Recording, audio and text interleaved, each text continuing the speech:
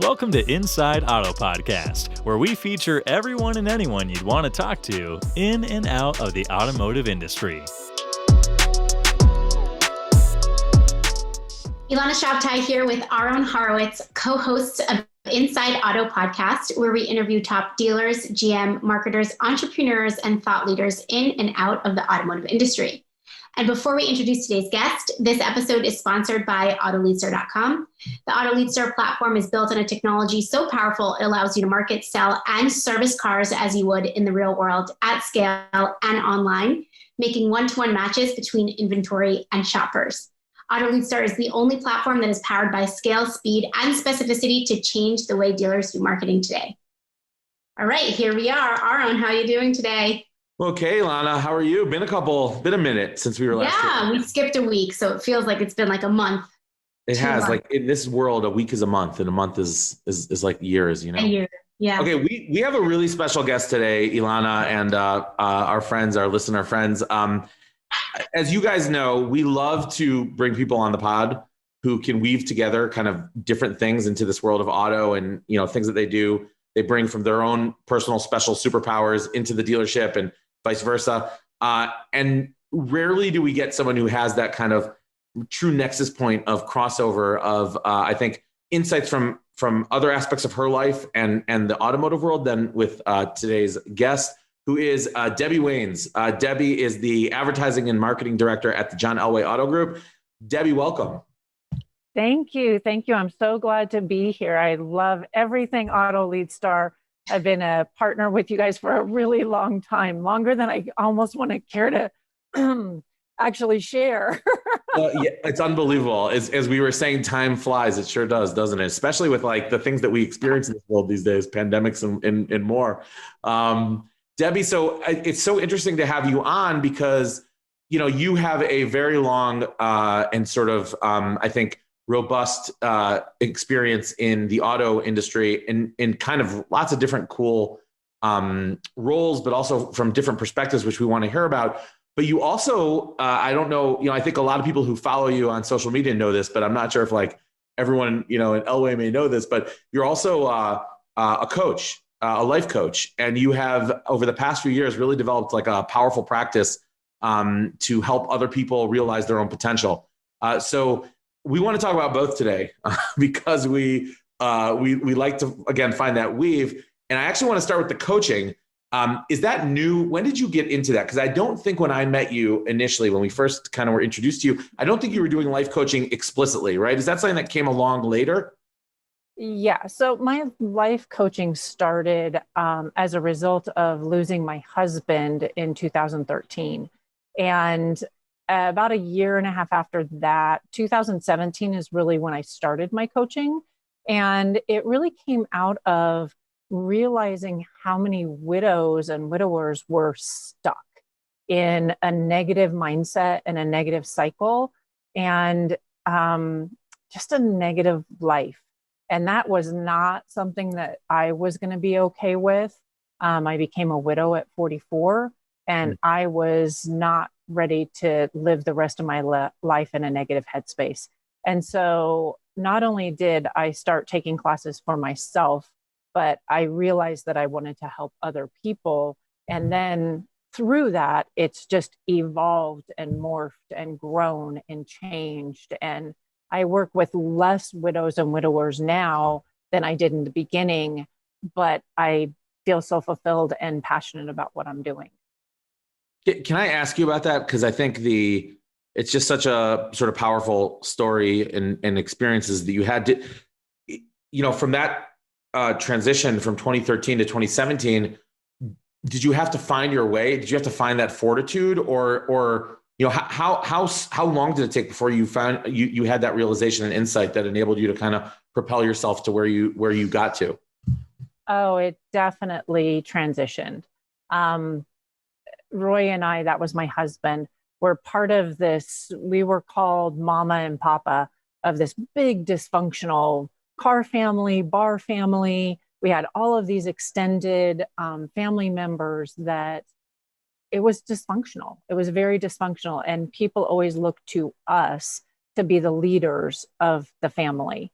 And so when Roy got sick and eventually we knew he was terminal, and he gave me this role to basically take care of the family. Wow. Right. And show them that you can move forward, and that you could miss him, but you really needed to move forward and move through your grief and transition through your grief. And through that time frame, everybody's like, oh, you're so strong. You're so strong. I can't believe how strong you are. Oh, always coming to me for advice and looking for me to let them know it was okay to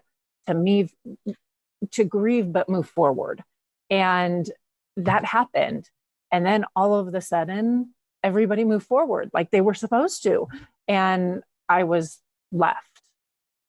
And that's when, that year and a half where everybody else's life went on, that's when my life really felt the biggest void. That's where Roy was really, really missing. And the camaraderie of our family and the togetherness, it all kind of just dwindled. And that's when I hit my rock bottom and realized that I had really substituted taking care of him for taking care of the family and never taking care of myself. And that's when that transition really happened. Wow. And I had to hit my rock bottom to wake myself up. And once I did that and I realized what I wanted to do, coaching it was just a natural fit because it was what I was doing already. I was just doing it with our friends and family. So let me ask you even deeper on that. Do you think that that change can only come when people hit their rock bottom? Or do you think, meaning, I think about things in my life I try to change and stuff. I find I get into these bouncing cycles, and, there is sometimes those rock bottom moments where you are almost desperate for change. Not to compare to what your experience was, which is totally singular and extremely,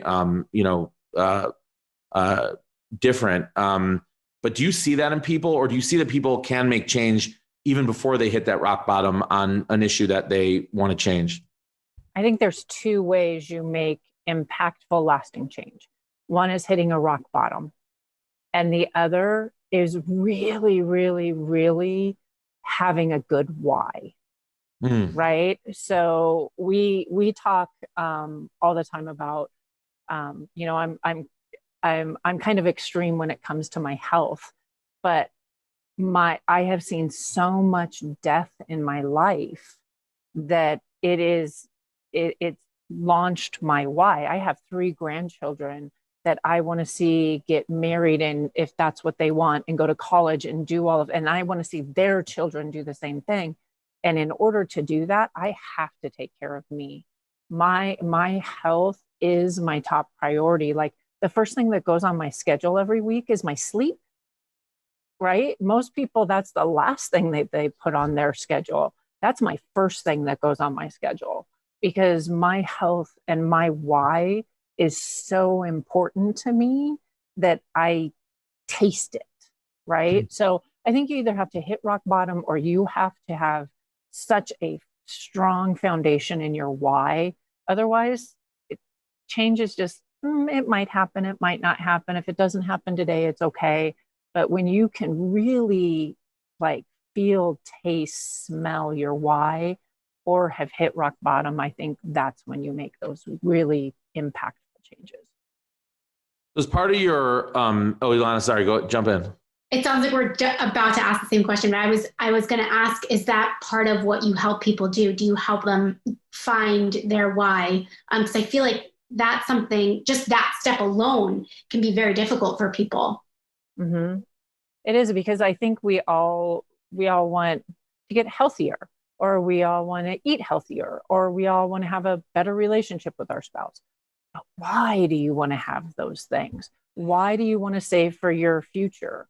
Like, when you talk about financial independence, which I am not a financial person, but I can start people down the right paths of making better decisions with finances. Mm-hmm. when you think about the fact that you seriously don't want to work past 62 or 65 or whatever that is, and you back into that number and you can really taste that on a day-to-day basis, it changes your outlook on what you do, right? And you have to start with where are the biggest voids in your life, right? Where is the lack?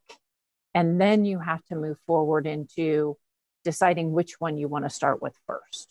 Because if you start on too many things all at once, I just don't think it works. It's like somebody that wants to lose weight and they all of a sudden they start exercising, eating right, drinking all this water, getting up earlier, and then all of a sudden they're overloaded.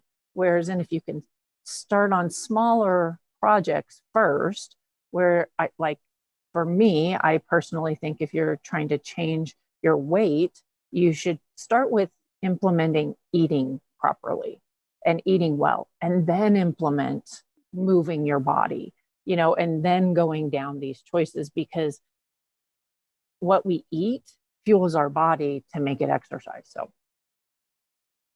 did that answer your question? Yeah. Ilana, you were correct. That is exactly what I was going to ask. I knew it. I heard that first word and I was like, he's going to ask. Because I was wondering if, I feel like how do you get purchase and leverage on, a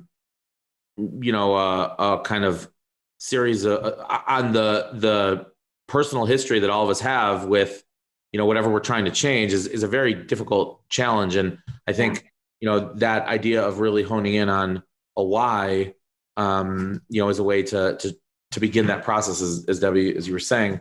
I feel like also the rock bottom piece is something that, it's almost like a tragic way to start a change process, because, did you have to go to rock bottom? Did you have to get there? Did you, I know that sometimes you do, but knowing that there's another way is, I think is important for at least me to hear that, and I'm happy that you have that kind of method. Now I noticed when we were learning a bit about your coaching that you mentioned SMART goals in your kind of, which is obviously like a more of a businessy kind of concept.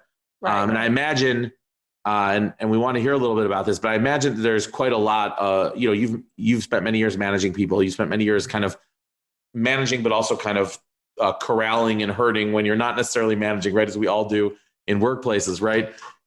Do you find that the kind of learning you've done and process you've undergone becoming a life coach has impacted the way you operate at the workplace in the Elway Group?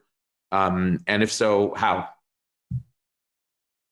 I think it's impacted every aspect of my life. And I think vice versa, right? So what I learned in my coaching courses and what I've learned in automotive, hey, it's life. It's just life, right? And they completely overlap. But I would say that my automotive career, because I'm 36 years into it, and I have gone through so many trainings and so many seminars, and I've been blessed to be partnered with people that believe in growing yourself, not just growing your business skills, right? That my automotive career has had such a great impact on what I do with my coaching. And what better way to learn how to become your own brand than being an advertising director in an automotive industry, right? And learning all of the things that I've learned through SEM and things like that all of that just fits together. And I truly believe, like SMART goals, that was something that I learned through my automotive career. And gosh, probably 10 years ago. Yeah. And it's something that I implement that to me just comes naturally, that I can't believe that I learned this 10 years ago, which was probably 8 years dated by then, that people haven't heard of this. What do you mean you haven't heard of a SMART goal? it just seems like such a natural progression when you're trying to make improvements in your life for me, that I can't believe that people haven't heard of that. I mean, have you both set goals that are SMART goals? Like, Oh, yeah. with that technology? I mean, I definitely, I remember before Auto Lead Star, I was running a global, like a nonprofit that was doing incubation and acceleration for startups that were social impact startups. So we would take in social entrepreneurs, and I remember, and we would do almost like a, I don't know, 6-week course institute or a 6-month institute, depending on the program, to help them build out their social innovation projects. And we would, this is like in 2007, let's say 8, 9, 10, 11, 12, we used SMART goals a lot in those years.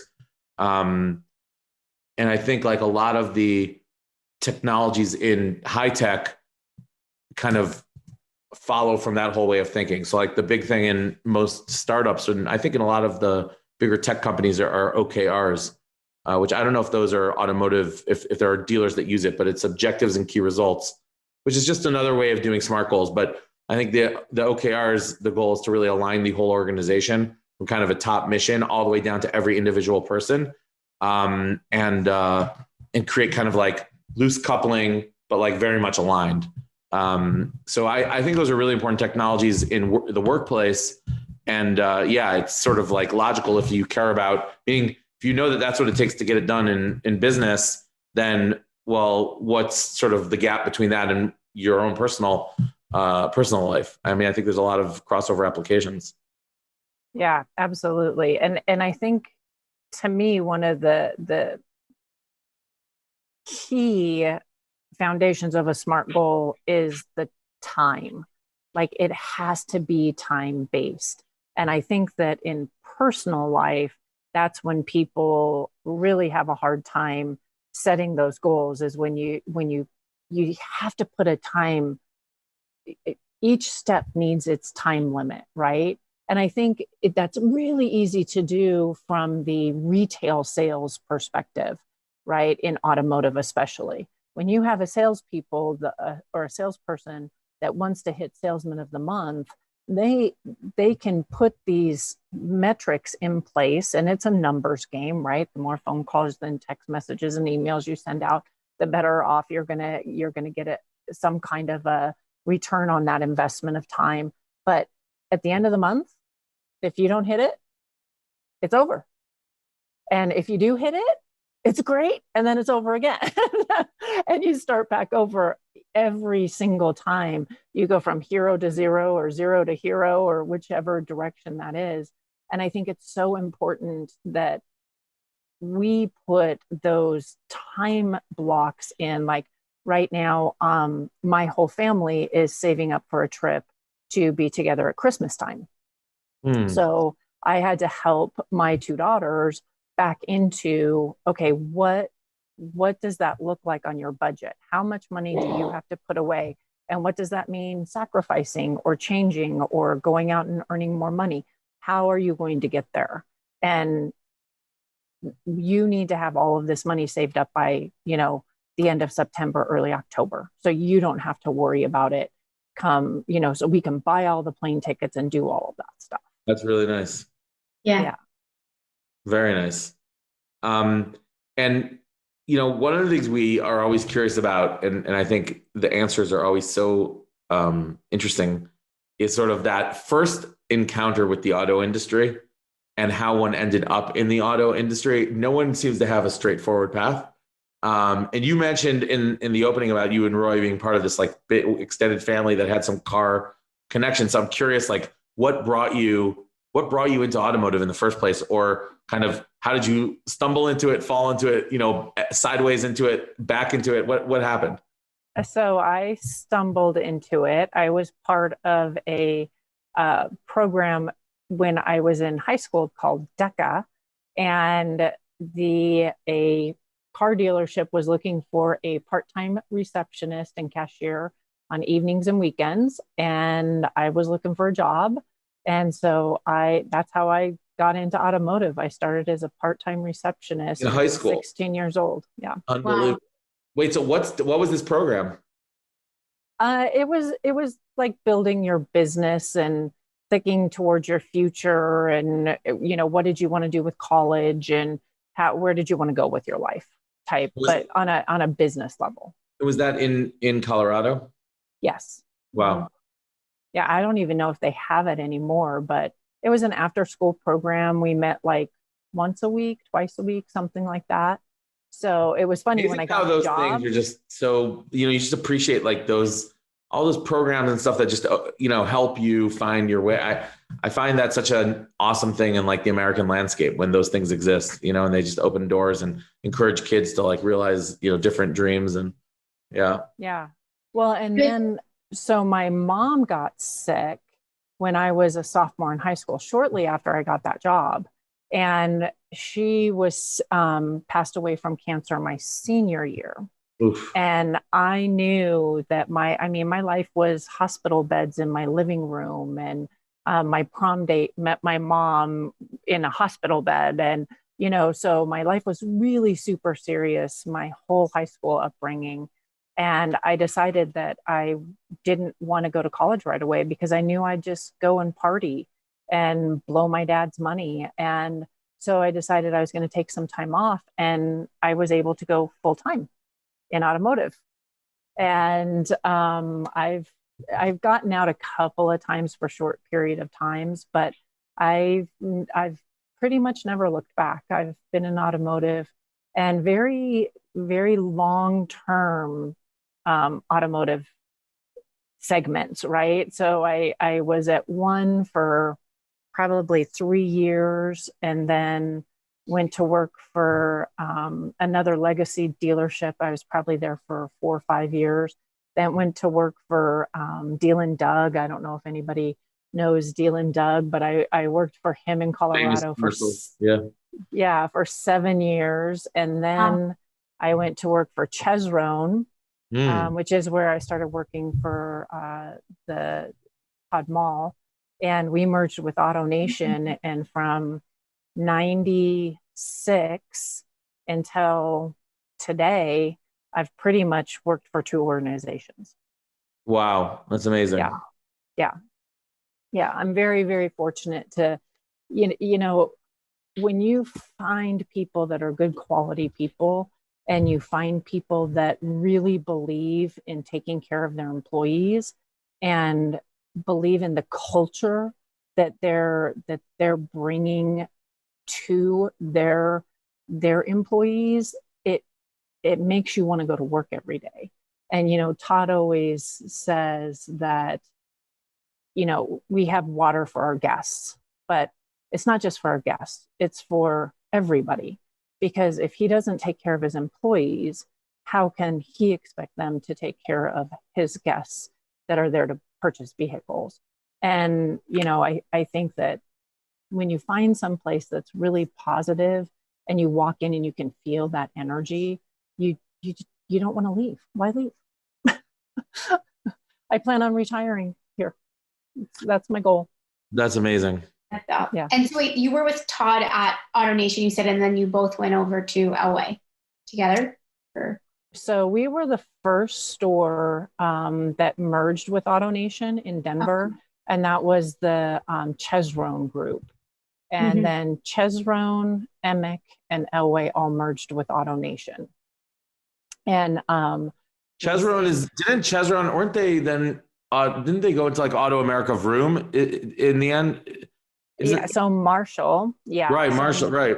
Marshall and love these like automotive lineage things. Like here's the here's the story of the. I remember also Todd from Vegas when we met with him. So. Well, Todd was dealer. He was in the dealer of the year running, wasn't he? Correct. Was he dealer of the year? He was for Colorado, but he did not win the national. Yeah. Yeah, and we've had the chance to meet Todd a few times at conferences, and we did that sit down on Saturday without time, and it's pretty. We had a lot of I also in the Chevy store in Denver. So wait, so Debbie, like, were you there at the merger with Autonation? Meaning you were at the store at the time. What was that like? Was that like a crazy experience? Was that like smooth? Like, was it weird? Was it, I mean, it's kind of a interesting moment in auto history. Like what was it like in that, moment when, suddenly your stores were going into AutoNation? It was much different. And again, we were the first ones to merge. So it wasn't too crazy in the beginning. It was when all three of the dealer groups came together, Elway, Emick, and Chesron, all of them, that gave us 17 stores in Colorado all at once. And they literally merged. We were the first, Emick was next, and they were probably 6 months after us. And then Elway came on board, and it took on this life being that all of a sudden you had a whole advertising department. And, we were taking 3 different advertising departments and trying to merge them into one. And we all thought we were the best of the best. Wow. Right. So why wouldn't you listen to us? And it was an interesting juggling system. And then we launched to the John Elway Group. So they decided to pay John for his name. So he got royalties for that, but he was really just a spokesperson. And it was so is there still another Elway in Colorado that's not? No, it's been rebranded. I see. Okay. So you launched, John was the spokesman, and keep going. Yeah. So he was the spokesperson, and I believe we kept his name for about 7 years. And then we went to go carsandtrucks.com, which was pretty fun. This isn't kind of a fun, interesting fact. With the NFL, you cannot play in-house pump-up music for offensive plays. You can do things for like, let's protect this house. Under Armour had a big deal for that. Right. So it was because the team wants to hear the plays. That's the logic, right? Well, and it's a lot of home field advantage. Right. And they're trying to even during defense, you can make as much noise as you want and try to make it impossible for that. Or got it. Yeah. So you can have like kickoff music and stuff like that. Well, we having our name being Go, they literally did a promo where it was go, go, go, go. And they would play it on offensive plays, and they were able to get away with it because it was technically a commercial. Oh my gosh. So that was kind of fun. That's crazy. That is a little cool trivia footnote in the history of advertising. And so, Then they rebranded again, and now it's Autonation. They had to really work with the manufacturers to, the manufacturers want to be bigger than any other brand. So when you get somebody like Autonation that's nationwide and this huge monster that it is, they had to really work with a lot of the manufacturers to get that approved. Right. I mean, it does feel like they and a few others are going for their own brand. I mean, they want to almost be like an OEM essentially in the way that they operate, which is logical looking at kind of, how like there's some pretty good case studies of national platforms starting to be successful. You would imagine these big dealer groups are very much locked in on that, which we see with the big ones. The big public companies are certainly behaving that way, and with all the things that they've launched. And, if you look at Lithia, if you look at Asbury, certainly AutoNation, CarMax, Penske, I think like there's a lot of these interesting platforms. I think regional groups have a chance to do it too, right? Why should a dealer only think in a 20-mile radius anymore? Like there's tons of opportunity outside of that. I know you guys, with one of your previous stores, used to do a lot to extend radius and play with those distances. And I think that was like that. There's certainly going to be more of that as targeting gets better, especially with like some of the aged used inventory. There's so much opportunity for aged used, but no one really knows how to focus on it, and no one knows how to really sell digitally, how to get those types of inbounds on those vehicles, and then they go off to auction. So, and Debbie, when did you go to? So you were there for what? When did you move to Elway, and how did that happen? So it'll be 10 years on May 2nd. Wow. So when John, Mitch, and Todd opened up a Chrysler Jeep Dodge Ram store in Greeley. And when he got his second store, when they opened up the second store, which was the John Elway Chevrolet store, which we still have, then my salary was, it made sense to bring me on board to run both stores. And we picked up another Chevy store like really quickly after that, that ended up transitioning with Sonic into, we kind of swapped a Chevy store for a Cadillac store. And but it'll be 10 years on May 2nd. Wow. Amazing. That just doesn't even seem possible. It's incredible. It's also incredible how much you witnessed and how much you were able to impact in all these different stores. It's incredible. And Debbie, so obviously we have to ask, because it's Elway. First of all, we've, as you mentioned, been blessed to know the group for a long time. And we, it's obvious there's a very special energy there. And it's just it feels like a great group. A longtime practitioners also. So it's like folks know what they're doing there. To what extent, but it's Elway, so we have to ask, and to what extent is there like a football energy in the in the dealer group? Like to what extent are you guys essentially an extension of the Denver Broncos, or are you in I mean, like, we have to wonder about that. Well, we like to think that we're an extension of John. Yeah. Right. Much more so than the Broncos themselves, because there has to be we've always had to be extremely careful, especially when John went to manage and help manage the Broncos. So we really had to separate that. So we like to definitely hang our hat on John himself, and he's a legend in this. He's a legend here. And everything is football. Our colors are orange and blue. Yep.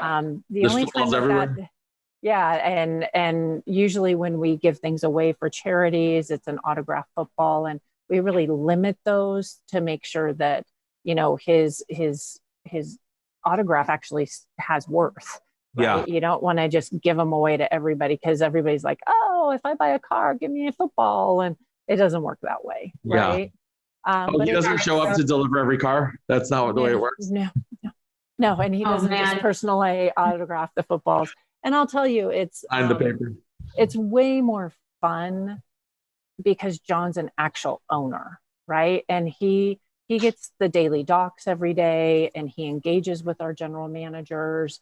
So having him at this level is way more fun than when he was a spokesperson. Yeah. Like it was just, he was just a name on the building. Right. Now, he always wanted them to be ran well. Don't get me wrong, because his brand he's done a very good job managing his brand, but it's way more fun to have him as part of an owner group. Right.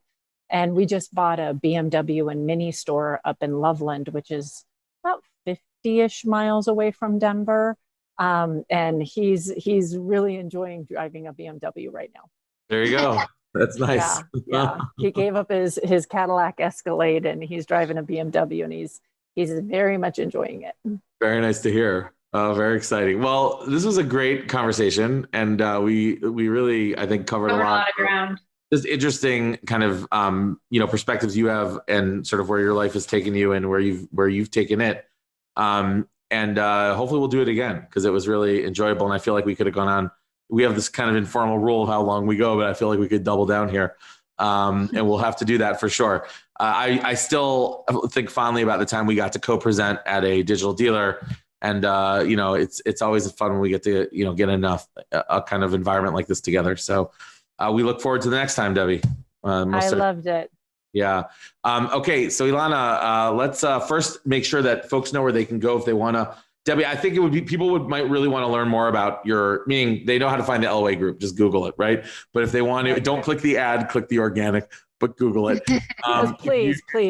Yeah, exactly. But on your own coaching, I think it would be interesting, and we're going to include it in the show notes, but if you could just tell folks how they can learn more about what you do. Do you have a web page of some sort or a Facebook group, or let us know? I have a website, debbiewainescoaching.com, and Waines is Waines. So DebbieWainesCoaching.com. And I'm extremely active on Instagram, which is COLO Life Coach Deb. So short for Colorado. I'm very active on Instagram. So I'd love to hear from people. Yes, we will link both out in our show notes as well. Thank you so much. Okay, very nice. Debbie, thank you so much. Ilana, you want to wrap us up? Yes, thank you so much for joining us, Debbie. And for our listeners, I know you enjoyed this episode. Please tune in Inside Auto Podcast. You can find us on Spotify, Stitcher, basically any iHeart, Apple, InsideAutoPodcast.com. Thanks, Debbie. Thank you. Thanks for listening to Inside Auto Podcast. Check out our other episodes with top entrepreneurs and industry leaders.